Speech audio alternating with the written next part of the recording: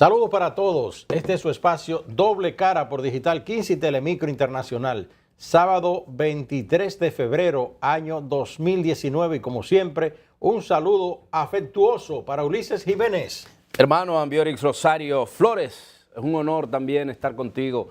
Me parece que tu flow, que tu feeling, que tu sex No tiene appeal nada que ver con el carnaval. No, por el contrario. Además, tú eres una persona muy fina vistiendo. Gracias. De verdad que sí. Mire, Ulises, además, los colores del carnaval no solamente son vivos, sino que también son finos. mire, muchísimas gracias. Usted no por va eso. al carnaval, ni siquiera al de su Mira, municipio. lo detesto. No me gusta. ¿Cómo va a ser? Sí, para nada. No, ¿será que usted...? No le encuentro sentido a esa expresión cultural que tienen los pueblos de roba la gallina y brincar. Pero retire eso. Retire eso. Dígame que a usted no le gustan los tumultos. Mire, lo voy a arreglar. Lo voy a arreglar. Le voy a dar la oportunidad de que Ciertamente, ok. Retiro lo va a arreglar. Lo retiro esa parte. Pero mire, yo no le encuentro sentido a las fiestas carnavalescas.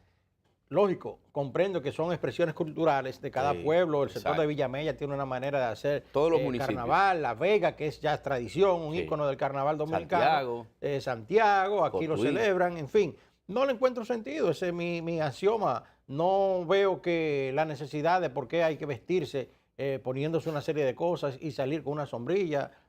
No le veo sentido. Bueno, yo respeto a cada quien, como dice Amable Aristi Castro, yo respeto la decisión de cada quien, pero no la comparto. Yo respeto que no la comparta, pero ahora a mí me gusta. Lamentablemente tengo que llevarle la contraria en ese sentido. No, me gusta la fiesta de Navidad, me encantan las Navidades, me gusta reflexionar en Semana Santa. Porque beben. No, yo no tomo.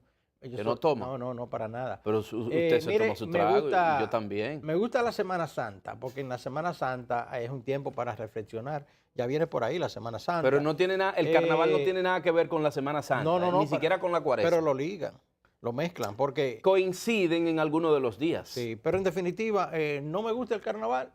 Es un derecho que me asiste y como hoy en día... yo lo respeto. Y como hoy en día se escriben tanto los derechos, es un derecho que me asiste a que no me guste el carnaval. Por ejemplo, hay un derecho que...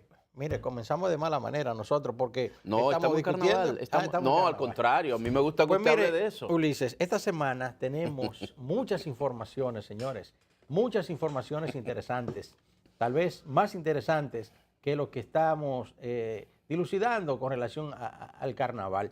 Pero yo preferiría, Ulises, empezar por el principio, como dice esa vieja frase, lo que tiene que ver a propósito de carnaval, y lo voy a mezclar con algo, con la juca.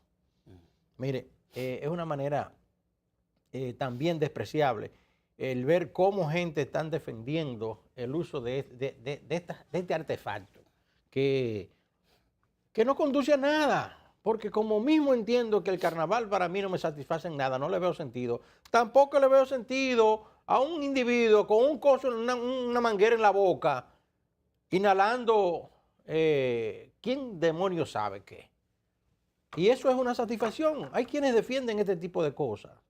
Pero entiendo que el mundo se está volviendo loco. La sociedad dominicana, no sé qué es lo que está sucediendo. Escucho algunos programas y algunos comerciantes diciendo que los negocios se irán a la quiebra porque la juca era el instrumento, la herramienta que le permitía a las personas consumir en sus negocios. Y uno se pregunta, digo, pero es que no estamos volviendo locos. Pero antes no había juca y los negocios vendían igual, los centros cerveceros cuando se usaban, los car wash, vendían y mucho. Ahora es un problema porque se decidió crear una ley que prohíbe el uso en lugares públicos y privados.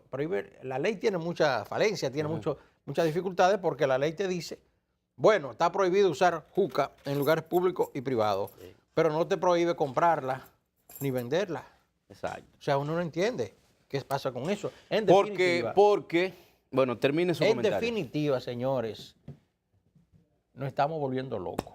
Porque en República Dominicana discutimos por todo. Por todo hacemos un guararé, como decimos en buen dominicano.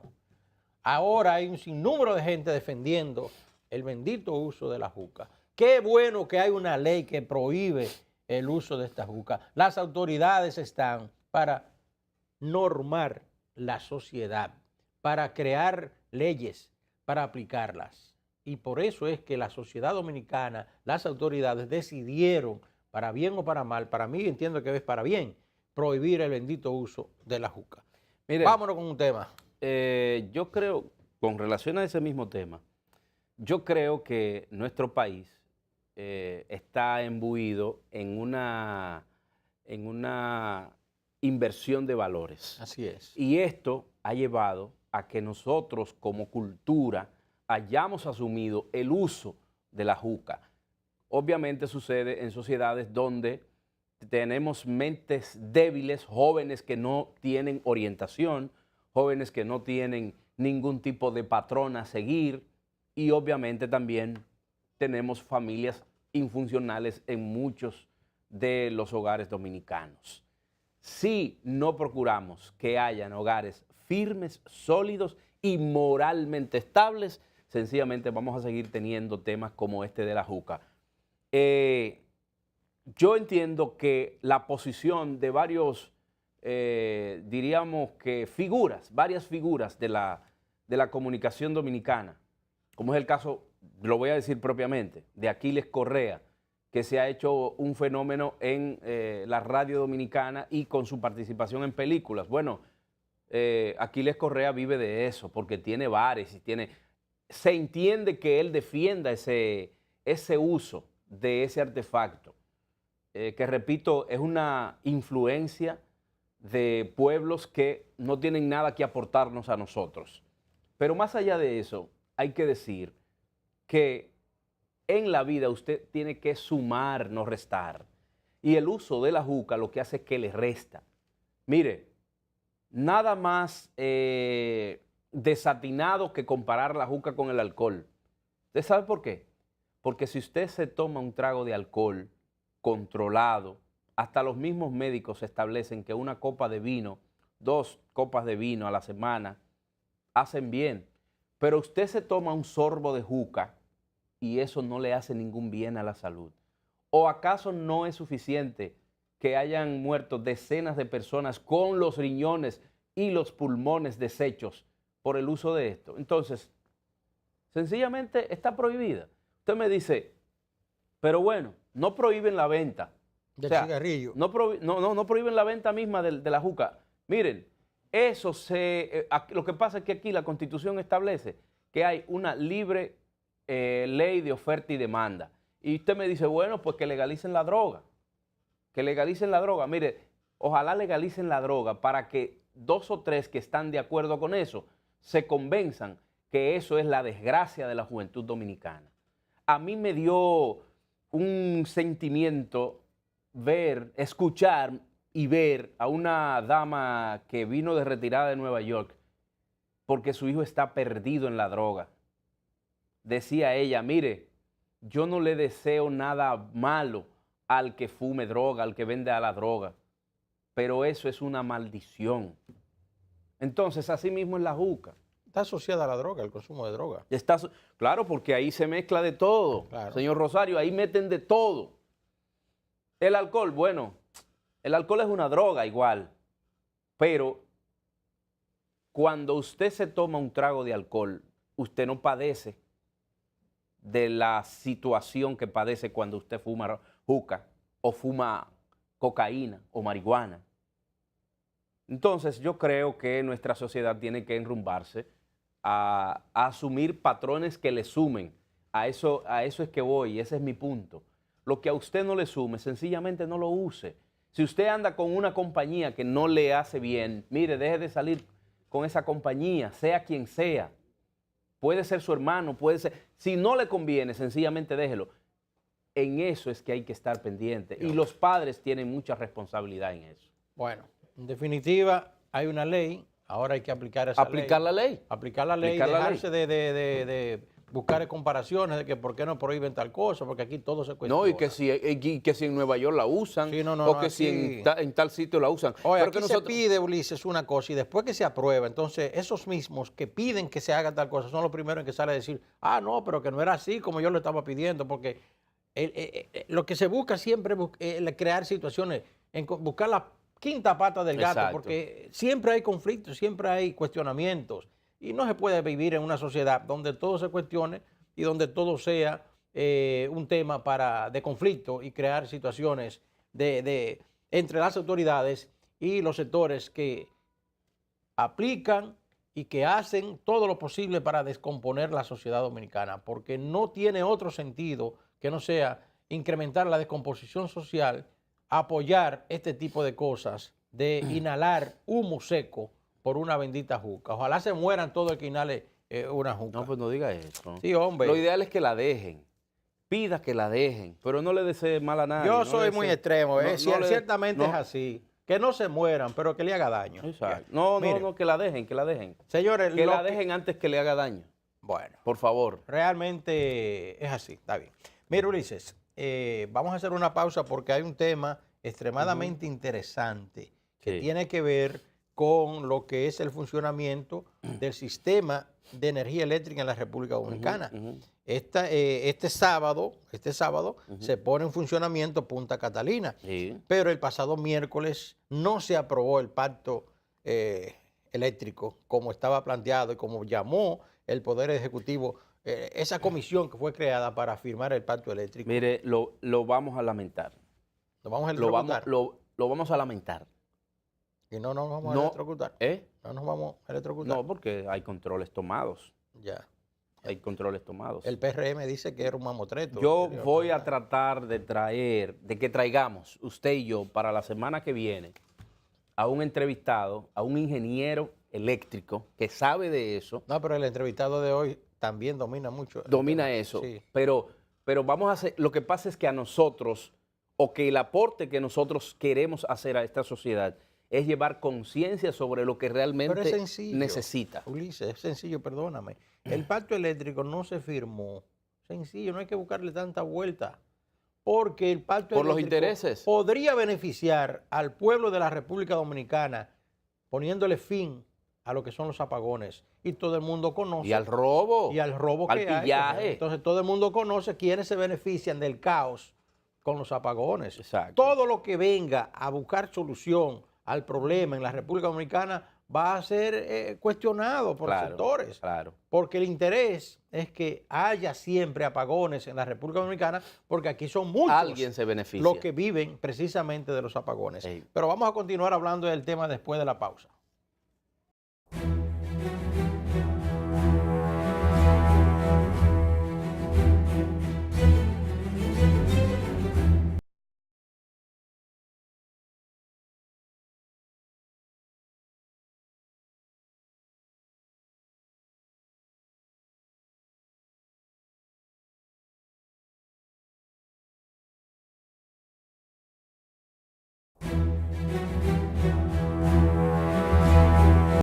Bueno, Ulises, continuando muy brevemente con el tema, dice el ministro de Energía y Minas, Antonio Isa Conde, que la miopía política impidió que se firmara el pacto eléctrico, pero Montalvo fue más lejos. Montalvo buscó responsable y dijo que el atraso, que el PRM demostró el atraso político de esa organización cuando se opuso a la firma del pacto eléctrico.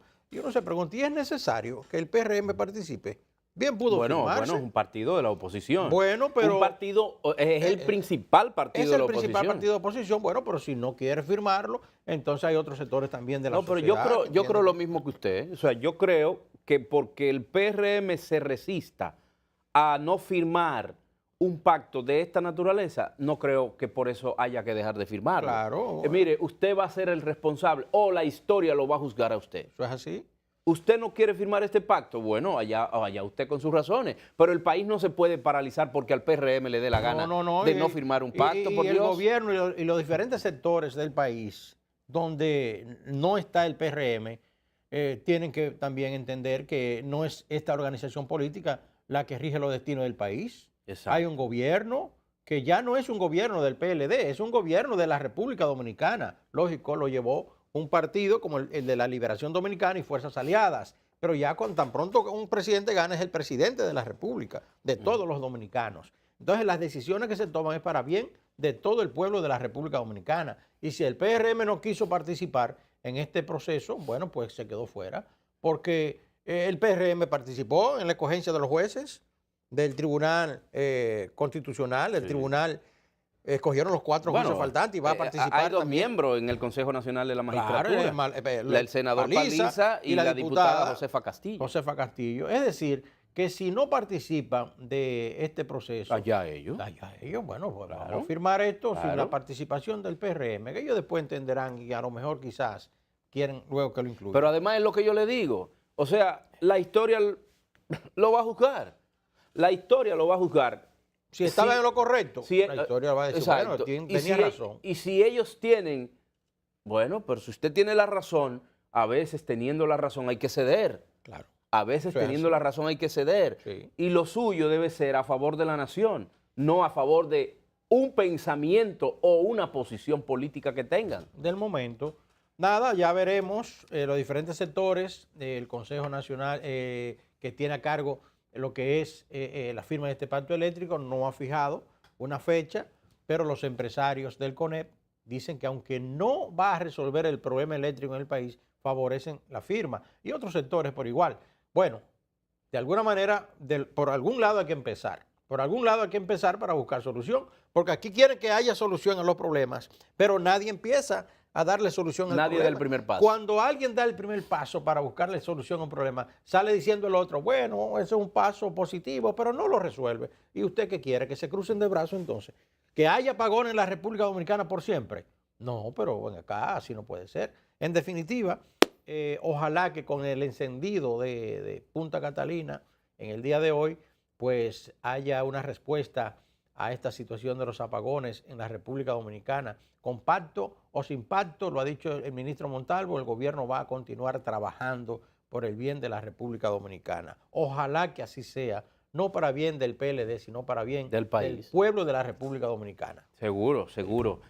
Nosotros vamos a sostener una interesante entrevista a continuación con una persona que nos merece mucho crédito, nos merece mucho respeto, Osiris de León, el arqueólogo, el geólogo, Sí. Osiris de León, y que, bueno, él nos dará luz en torno a lo conveniente o no de la entrada en funcionamiento de Punta Catalina. Ya está ahí, hay una inversión de cerca de 3.000 millones de dólares. 2019 millones de dólares más o menos por ahí. Bueno, el caso es que, Digo, eso es lo que dice el gobierno. bueno, si no es así, pues, Hay quienes dicen que es más.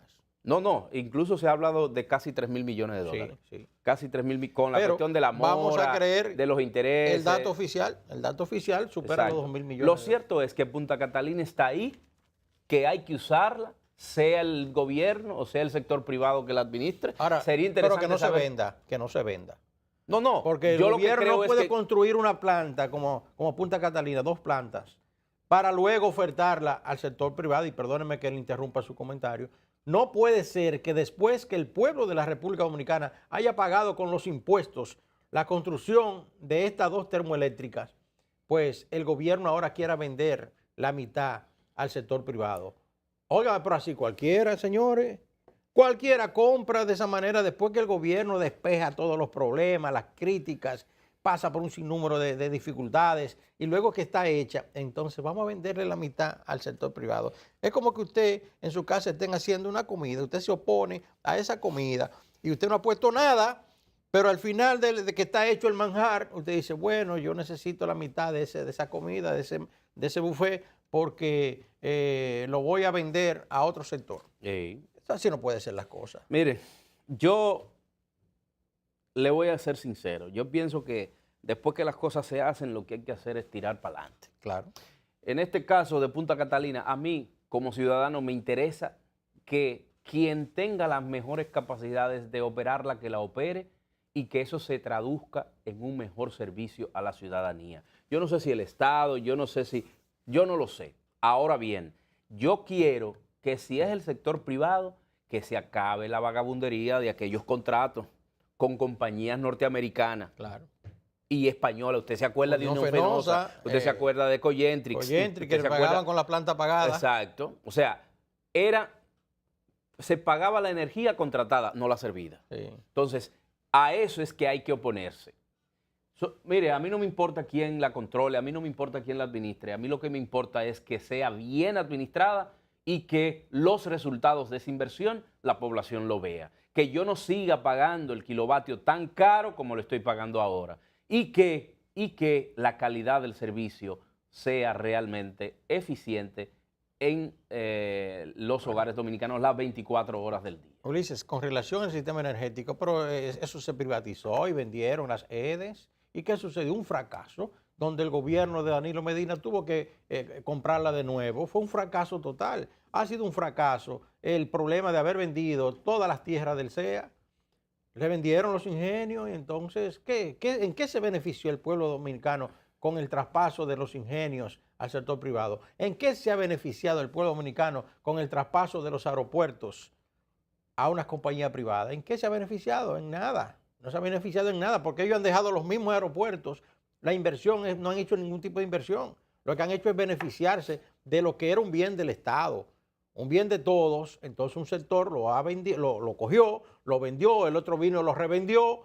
Y ya todos conocen la historia de lo que ha sucedido con los aeropuertos del país, lo que sucedió con el sistema energético de las EDES, que las vendieron y el gobierno tuvo que volver a comprarla porque fue un fracaso. Entonces yo entiendo que si se construyó el metro, vamos a suponer, y está funcionando, ¿por qué hay que pasarlo al sector privado? ¿Por qué? El gobierno debe darle continuidad. Si se hizo esta planta, ¿por qué hay que pasarla al sector privado? Tienen que darle una explicación al pueblo y decir, mire, nosotros vamos a vender la mitad de las acciones de esta termoeléctrica porque no podemos darle el servicio, no podemos darle el mantenimiento. El gobierno no está en capacidad de sustentar esa planta. Yo creo que es más que eso, es más por un asunto de, si nos vamos a la pausa ya, yo creo que es más por un asunto de que el Estado no puede competir con el sector privado. Que hagan una ellos. Y en ese sentido, ¿no? Que debieron hacerla ellos. Claro. O sea, no debió hacerla el gobierno, pero bueno, el gobierno tomó la iniciativa. Yo creo, vuelvo y reitero, o sea, reitero, yo creo que esto debe quedarse en manos del Estado. Yo pienso que sí. Ahora bien, si pasa a manos privadas, recuérdese que la refinería dominicana de petróleo tiene un 50%, tiene un 50% de PDVSA y tiene un 49% de PDVSA, sí, 51 y un 51% del gobierno dominicano. Igual puede ser una asociación, una sociedad. Lo cierto es que eso tiene que traducirse en beneficio al contribuyente, al que consume la energía y la paga. Eso es lo que yo creo. Vamos a una pausa, señores, para venir ya con la entrevista con el geólogo Osiris de León. Ya volvemos.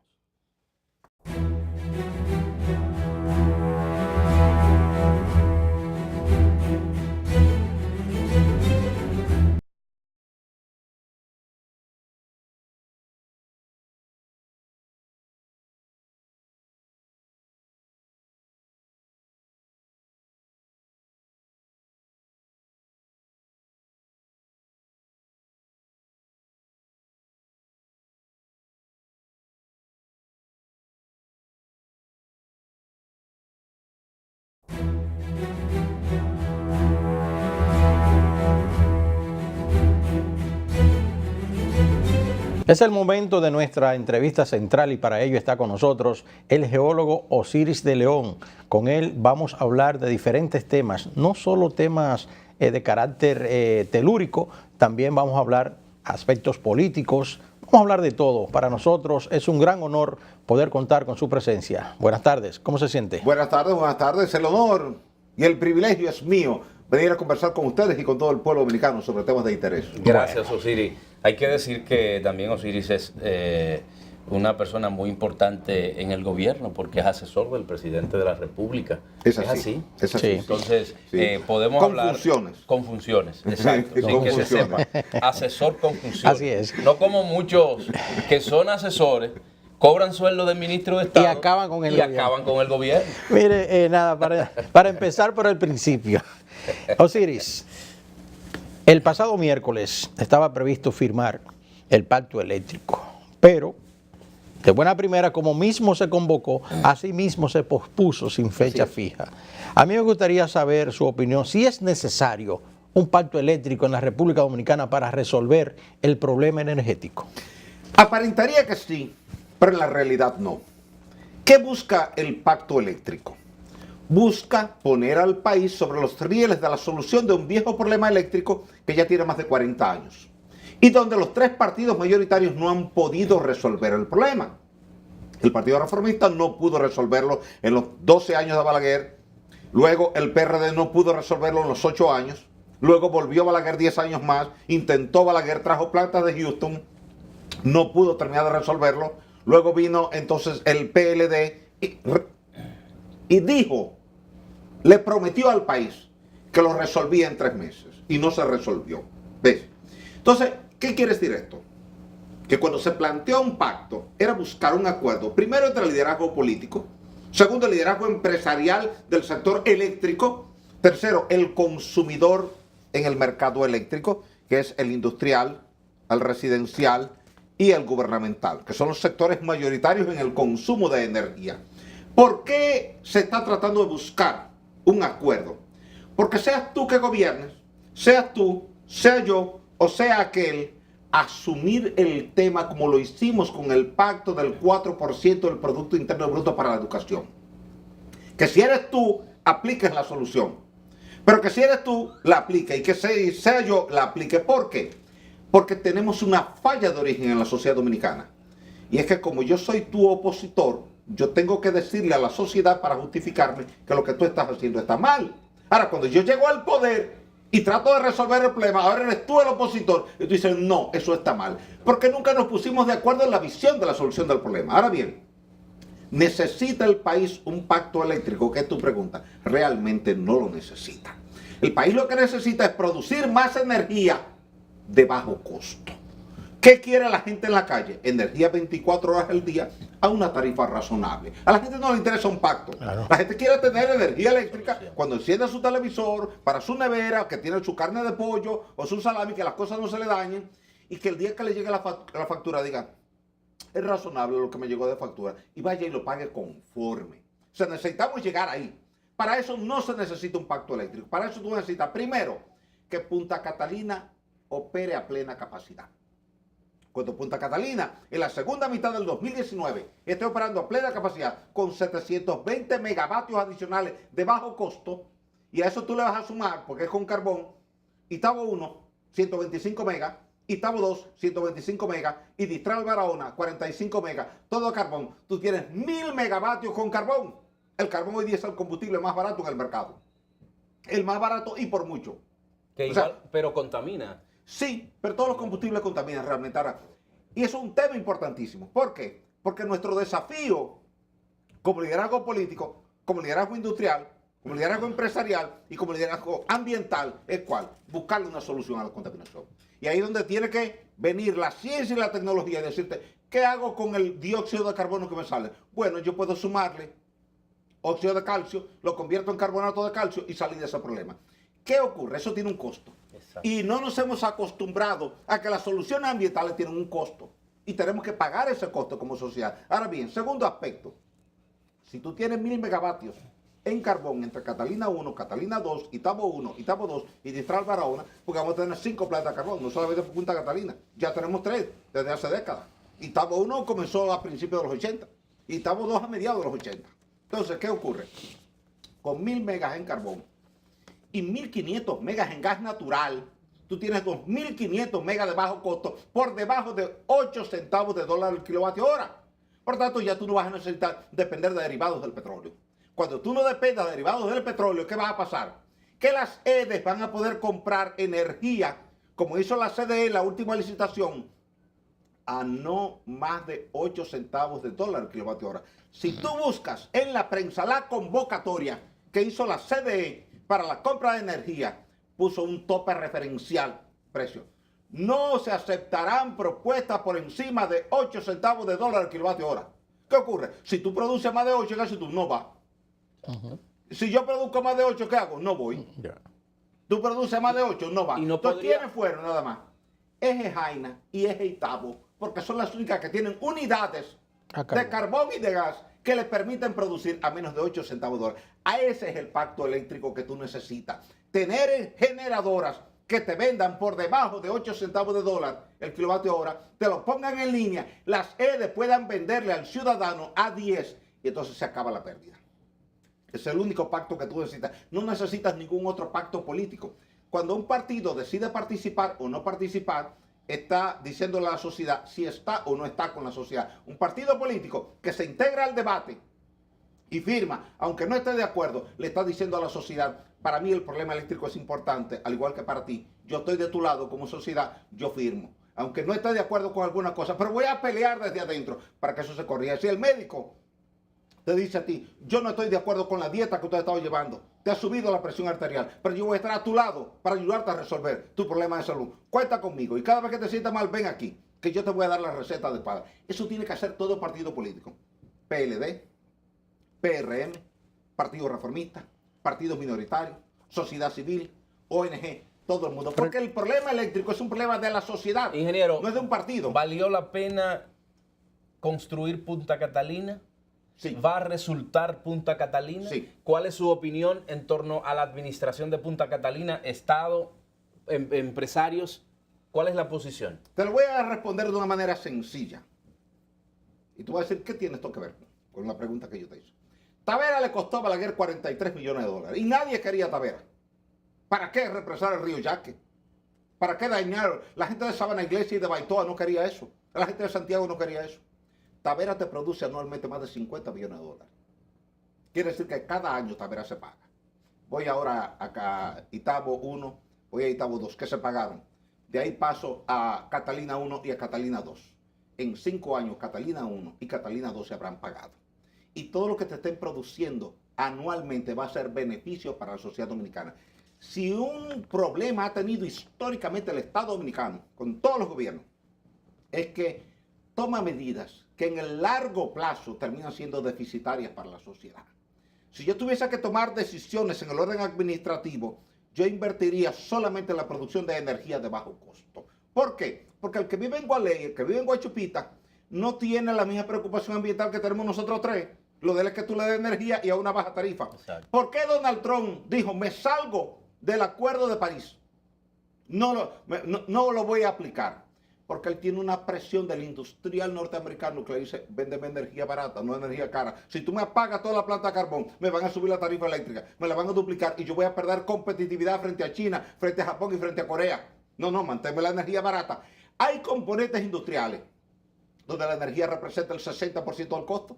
Si se te duplica la tarifa, prácticamente tú tienes, en ese momento, tú estás fuera del mercado. Entonces, Punta Catalina vale la pena en el entendido de que Punta Catalina nunca fue una decisión ambiental, fue una decisión económica. ¿Por qué? Porque nuestro problema eléctrico no es ambiental, es un problema económico. La gente no ha tenido desde los años 70 energía 24 horas al día a una tarifa razonable. Entonces, de ahí que la decisión de Punta Catalina fue correcta. Ejemplo, recordemos el terremoto de Sendai, Japón, 11 de marzo del 2011.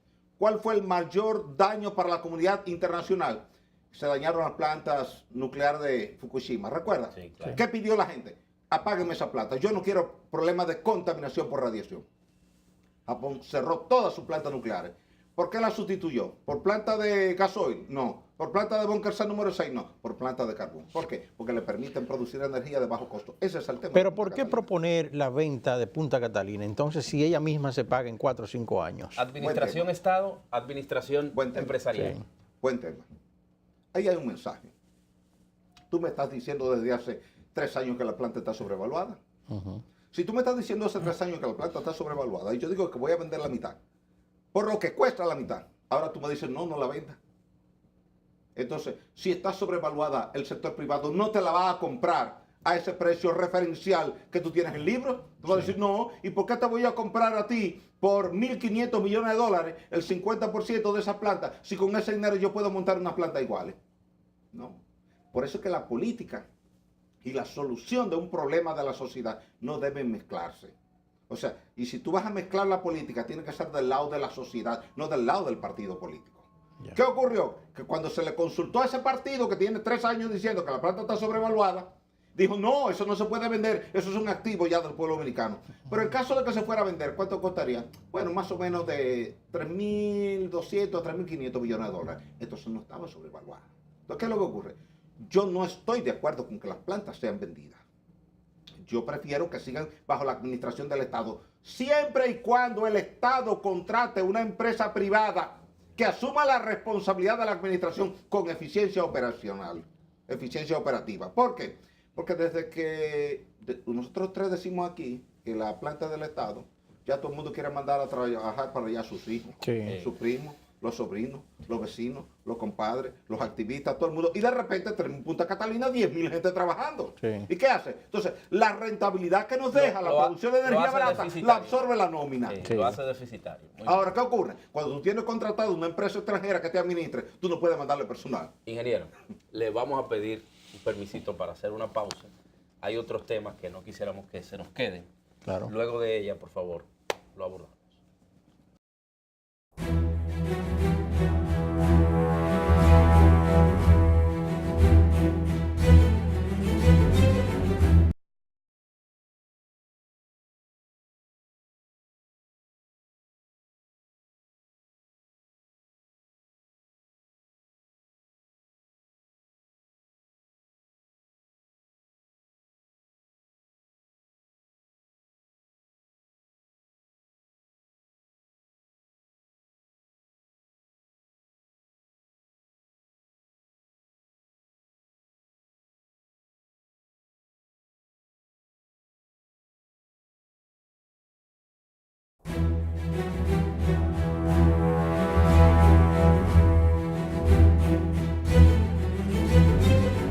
Bien, señores, Osiris de León está con nosotros. Pudiéramos pasarnos toda una mañana, una tarde, una noche hablando con él sobre la situación energética del país. Punta Catalina es un hecho, tiene que empezar a operar, ingeniero. Esperamos que con esta puesta en prueba en este día, pues ya pueda arrancar y empezar a producir. Porque va a arrancar en un proceso de ajuste, en principio con 40 megas en línea, para ir haciendo los ajustes en los circuitos, en las diferentes conexiones, para no afectar al CENI, el Sistema Eléctrico Nacional Interconectado. Entonces, gradualmente tú vas haciendo los ajustes. Y que se sienta. Sí, que se sienta. No la vas a sentir este fin de semana, ni la vas a sentir la semana que viene, pero ya en un mes tú vas a estar sintiendo, porque va a ir incrementando la potencia colocada en línea. Va a ir aumentando gradualmente. Entonces, cuando ya tú tengas 300 megas puestos en línea y después ya termines en la segunda mitad de este año, la segunda unidad, Catalina 2, y lo tengas en línea, se va a sentir. Ingeniero, hablemos de la situación telúrica en la República Dominicana. En el día de ayer viernes vimos cómo tembló la tierra en dos sitios, en dos lugares en Ecuador, en Macas y en Guayaquil. Así es. Que nos hable un poquito de estos movimientos, cómo afectan la región, cuáles fallas han provocado estos movimientos y cómo está en este momento nuestro país en esa materia. Mire, tú sabes que Ecuador es un territorio andino que está en una zona de convergencia por subducción entre dos placas. La placa tectónica del Pacífico, que tiene un segmento que llamamos placa de Nazca, entra por debajo de Sudamérica. La elevación prominente que tú tienes en los Andes se debe a esa razón.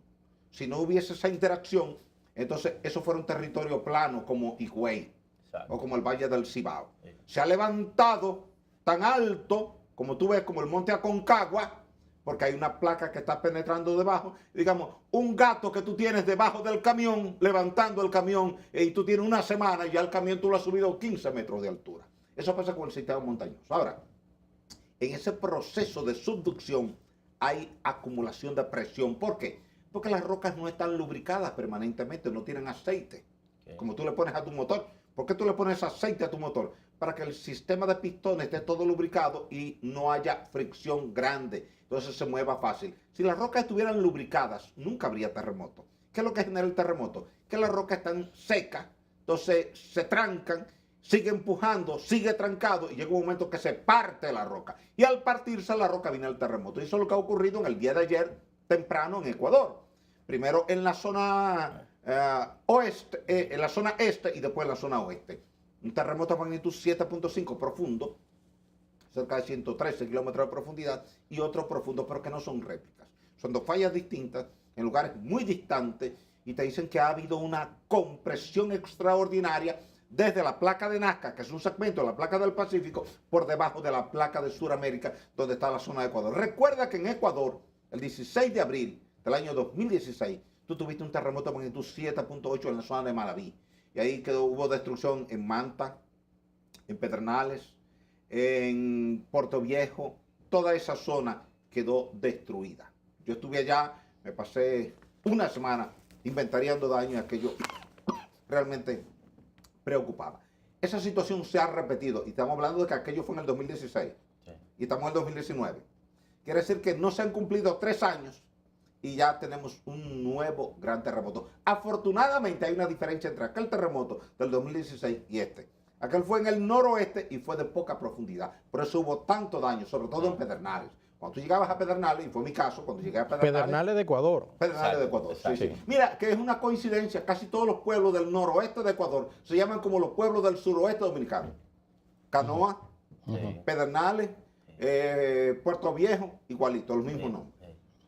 Cuando tú llegabas a Pedernales, tú creías que tú estabas en un escenario en Berlín en 1945, en medio de un bombardeo, ya en la etapa final de la Segunda Guerra Mundial, todo destruido. Tú mirabas en los 360 grados de la circunferencia y tú jurabas, certificabas y dabas fe que ahí lo que había habido era un bombardeo de una guerra mundial, porque estaba todo destruido. Ahora no hay ese nivel de destrucción porque aquel fue un terremoto superficial y este fue un terremoto profundo. Y el terremoto profundo atenúa la energía. Así como la voz tuya se atenúa en la distancia y cuando tú y yo estamos cerca, a 2 metros, yo te escucho perfectamente, pero si me voy allá del otro lado del Parque Independencia, ya no te escucho porque tu voz perdió energía en la distancia y se atenuó. Eso pasa con la onda sísmica. Es una onda. Impulso elástico. Cuando tú golpeas una mesa, tú ves que la mesa comienza a vibrar y esa vibración va desplazándose lentamente hasta llegar al otro lado. Eso ha ocurrido en Ecuador en el día de ayer. De acuerdo a los tweets que ha publicado el presidente de Ecuador, Lenín Moreno, no hay daños en términos de fatalidades. Algunos daños menores en términos estructurales, pero todavía no se han reportado víctimas. Por suerte, por haber sido profundo. Cuando es profundo se siente más lejos, pero hay menos daños en superficie porque la energía llega muy atenuada. Ahora, ¿qué quiere decir eso? Que tú tienes una actividad sísmica importante en la placa de Sudamérica. Entonces no te extrañes que en algún momento te ocurra algo parecido en Chile o que te ocurra algo parecido en Sudamérica, en Centroamérica. ¿Qué pasa cuando ocurre en Centroamérica? Centroamérica no es parte de la placa de Sudamérica, ni es parte de la placa de Norteamérica, es parte de la placa de nosotros, la placa del Caribe. Es como si América estuviera dividida en 3 piezas grandes. Una pieza grande que coge a Norteamérica, ahí está Cuba, México, Estados Unidos y Canadá. Y parte del Atlántico Norte. Hay otra pieza que ocupa Centroamérica y las islas del Caribe todas. O sea que Cuba no pertenece a la misma placa que nosotros. No, Cuba pertenece a la placa de Norteamérica. No, Jamaica sí pertenece a la placa de nosotros, Haití, nosotros y Puerto Rico, pero Cuba y nosotros estamos separados tectónicamente. Cuba está en términos tectónicos en Norteamérica. Tú y yo, en términos tectónicos, estamos en Centroamérica. Nosotros pertenecemos a Centroamérica o al Caribe. O tú puedes decirle a la gente de Centroamérica, ustedes pertenecen al Caribe, porque en realidad la placa tectónica se llama placa del Caribe. Entonces, como es placa del Caribe por el mar Caribe, Cuba no pertenece al Caribe en términos tectónicos. Pertenece a Norteamérica. Entonces, ¿qué ocurre? Suramérica está al sur. Entonces, nosotros estamos como un sándwich entre Norteamérica y Suramérica.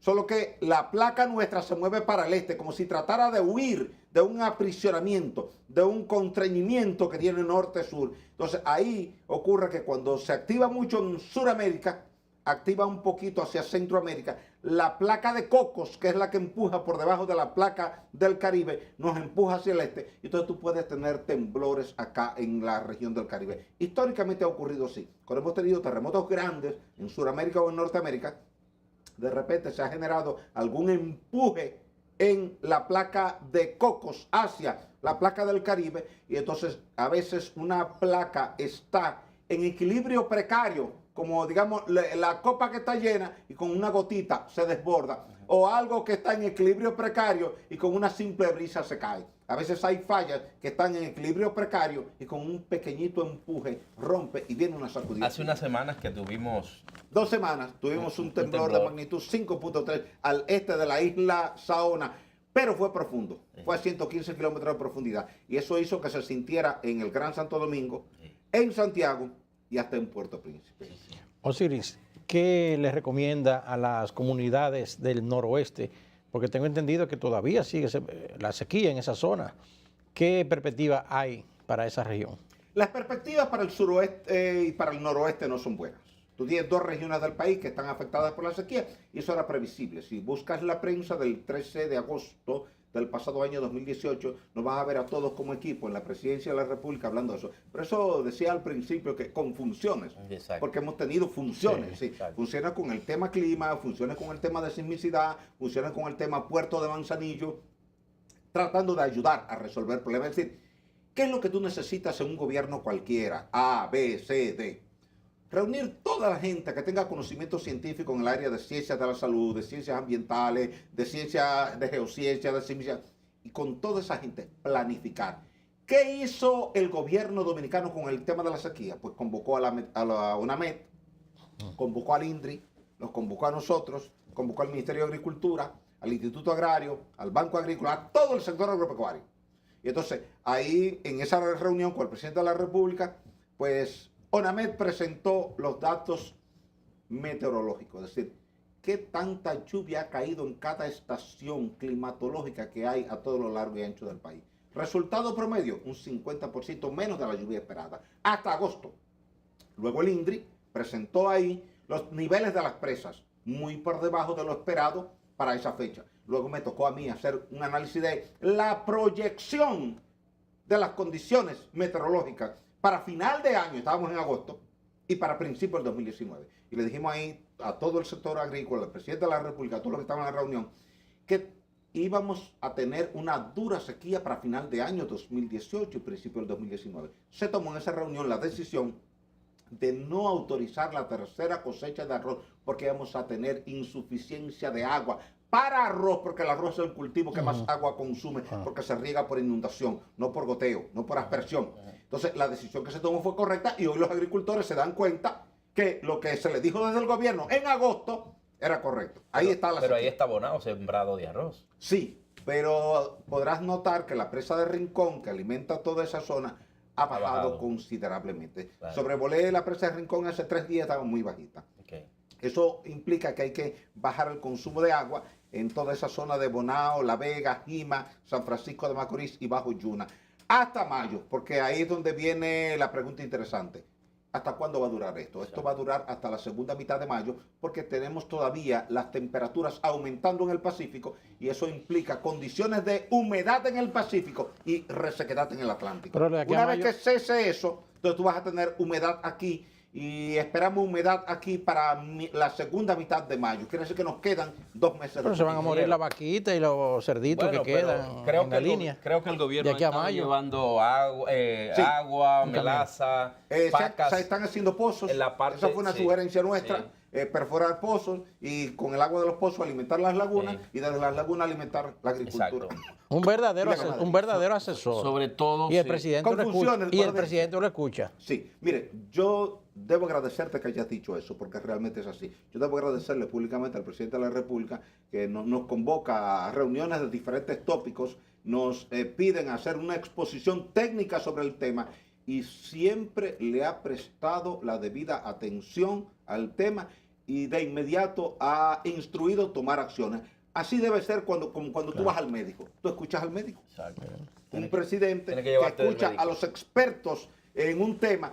Fíjate, ¿por qué el presidente sale bien ahora con el tema de la sequía? Porque lo dijimos en agosto. Lo dijimos 6 meses antes. Entonces, ya el país estaba informado desde agosto con una rueda de prensa en el Palacio Nacional, que se organizó una rueda de prensa con toda la prensa diciendo, para final de año habrá sequía, para principio del año que viene habrá sequía, por tanto, se va a reducir el consumo de agua, no se va a autorizar la tercera siembra de arroz. Lo recuerdo. Sí. Osiris, muchas gracias de verdad. Gracias. Lamentablemente se nos ha ido el tiempo. Se nos quedó el tema político, bueno, No quería tampoco Osiris meterse muy hondo en lo político porque él está en otra cosa en este momento. Pero bueno, ya habrá otra oportunidad. Gracias, Sí, sí, ingeniero. A ustedes las gracias por estar con nosotros en Doble Cara en este sábado. La invitación para que estén la próxima semana con nosotros.